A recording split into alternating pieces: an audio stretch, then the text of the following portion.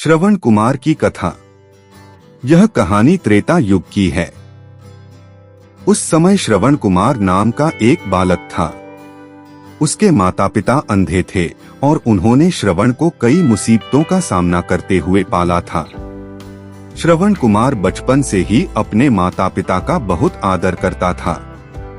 जैसे जैसे श्रवण बड़ा होता गया, उसने घर की जिम्मेदारी अपने कंधों पर ले ली। वह रोजाना सुबह उठकर सबसे पहले अपने माता पिता को स्नान कराने के लिए तालाब से पानी भरकर लाता था। इसके बाद वह तुरंत जंगल की ओर लकड़ियां बीनने जाता। फिर लकड़ियां लाने के बाद श्रवण चूल्हा जलाकर माता पिता के लिए खाना बनाता था। श्रवण को इतनी मेहनत करते देख उसकी माँ हमेशा उसे टोकती थी। वह कहती थी, श्रवण बेटा, तुम इतना सारा काम अकेले क्यों करते हो? खाना तुम मुझे बनाने दिया करो, मैं आसानी से बना लूंगी। इसके बदले तुम थोड़ा आराम कर लिया करो। माँ की इन बातों को सुनकर श्रवण कुमार कहता, नहीं माँ, मैं ये सारे काम आप लोगों के लिए ही तो करता हूँ। भला अपने माँ बाप के लिए किए गए कामों में कैसी थकान, उल्टा मुझे तो खुशी मिलती है। श्रवण कुमार की इन बातों को सुनकर उसकी माँ भावुक हो गई। वो रोज भगवान से प्रार्थना करती, हे प्रभु, इतना ध्यान रखने वाला श्रवण जैसा बेटा हर माता पिता के घर पैदा हो। श्रवण के माँ बाप नियमित रूप से भगवान की आराधना करते थे। वह उनके लिए फूल और पूजा की अन्य सामग्री लाता, फिर खुद भी बिना देर किए माता पिता के साथ पूजा में शामिल हो जाता था। श्रवण कुमार धीरे धीरे बड़ा हुआ और जल्दी से घर के कार्यों को खत्म करके बाहर काम पर निकल जाता था। एक दिन श्रवण अपने माता पिता के साथ बैठा था। तभी उन्होंने श्रवण से कहा, बेटा, तुमने हमारी हर ख्वाहिश पूरा की है। अब हमारी केवल एक ही इच्छा है जिसे हम पूरी करना चाहते हैं। यह सुन श्रवण ने उनसे पूछा, ऐसी कौन सी इच्छा बाकी है जिसे आप पूरा करना चाहते हैं? आप केवल आदेश दें, मैं आपकी हर ख्वाहिश को पूरा करूंगा। इस पर श्रवण के पिता ने कहा, बेटा, अब हम बूढ़े हो चुके हैं और हम चाहते हैं कि मरने से पहले तीर्थ यात्रा के लिए जाएं। भगवान के शरण में जाकर हमें सुकून की प्राप्ति होगी। अपने माँ बाप की बात सुनकर श्रवण कुमार सोचने लग गया कि वह उनकी इस इच्छा को कैसे पूरा करेगा। उस समय बस और ट्रेन की सुविधा नहीं थी, साथ ही उसके माता पिता देख भी नहीं सकते थे। ऐसे में उन्हें तीर्थ यात्रा कराना भला कैसे संभव हो पाता। तभी श्रवण कुमार को एक तरकीब सूझी। वह तुरंत बाहर गया और वहां से 2 बड़ी टोकरी लेकर आया। उसने उन दोनों टोकरियों को एक मजबूत डंडे में मोटी रस्सी के सहारे लटकाकर एक बड़ा सा तराजू बना लिया। फिर श्रवण कुमार ने उस तराजू में अपने माँ बाप को बारी बारी से गोद में उठाकर बैठा दिया। उसके बाद तराजू को अपने कंधों पर लेकर उन्हें तीर्थ यात्रा पर लेकर निकल पड़ा। वह लगातार कुछ दिनों तक अपने माता पिता को एक के बाद एक सभी पवित्र स्थलों पर घुमाने लगा। इस दौरान श्रवण कुमार ने अपने माता पिता को प्रयाग से लेकर काशी तक के दर्शन कराए। माता पिता को घुमाते समय श्रवण कुमार उन्हें उन जगहों के बारे में भी बताते चलता था, क्योंकि वह आंखों से उस दृश्य को नहीं देख सकते थे। अपनी बेटे की मेहनत को देख उसके माता पिता बहुत खुश थे।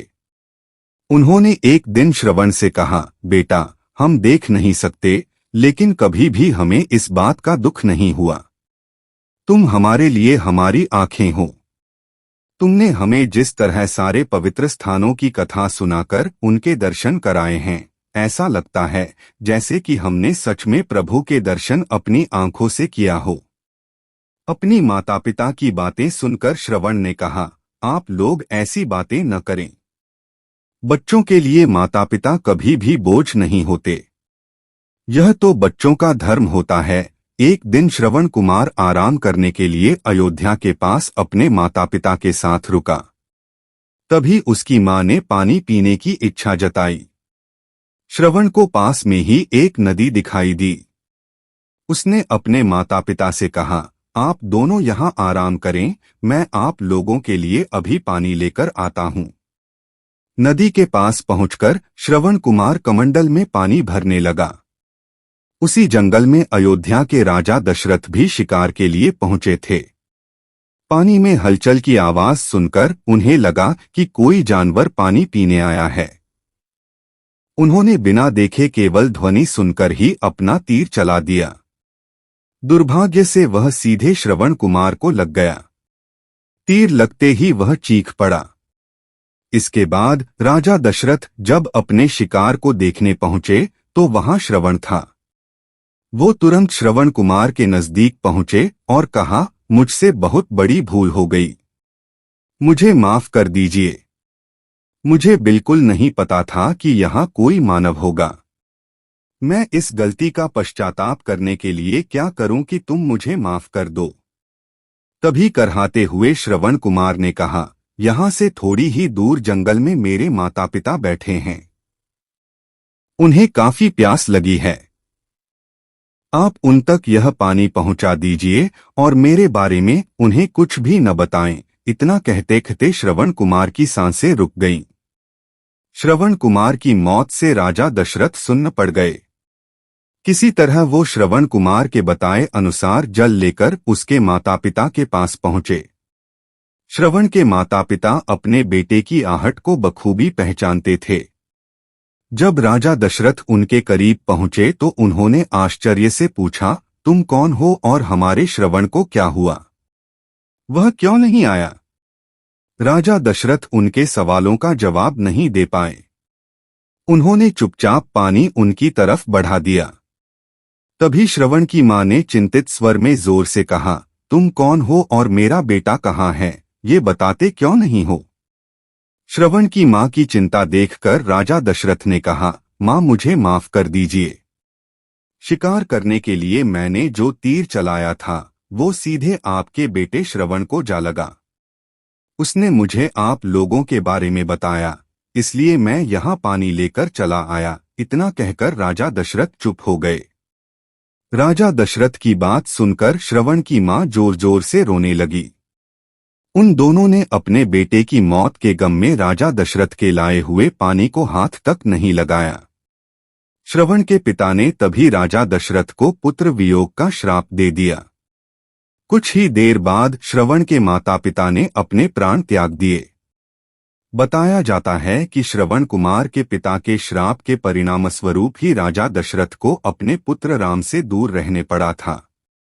राजा दशरथ के इस श्राप को पूरा करने के लिए ही भगवान राम को 14 वर्षों का वनवास हुआ, जिसका माध्यम दशरथ की पत्नी कैकेयी बनी।